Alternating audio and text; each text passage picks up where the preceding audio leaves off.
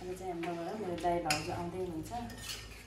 त्यही भएर हामी चाहिँ भाउजूको लागि यहाँ खानाहरू रेडी गर्दैछौँ। के हो यो चाहिँ? मासु के को? कुखुराको गिरास। राम्रोसँग भन्न त्यसको। गिरास कुखुराको मासु घरमै पालेको। मेरो दाइले चाहिँ अरू खानुहुन्न, माछा र मासु मात्रै खानुहुन्छ। अब मासु चाहिँ खानुहुन्न। त्यो भएर अनि यहाँ चाहिँ अन्डा पनि बनाएको छौँ। यो चाहिँ अन्डा, यो चाहिँ माछा फ्राई गरेको, अनि यता चाहिँ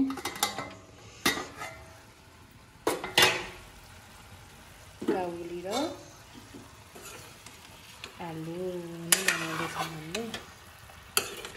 काउली आलु चाहिँ बिस्तारै पाक्दैछ यो।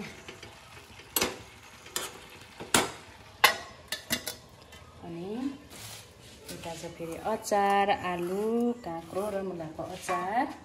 यो चाहिँ जान्न बाँकी छ। अब जान्न बाँकी छ।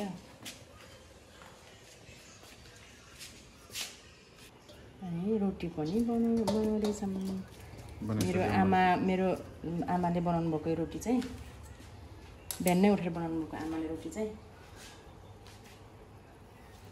हामी चाहिँ यति तयारी गर्दैछौँ। आजको परिकार यति।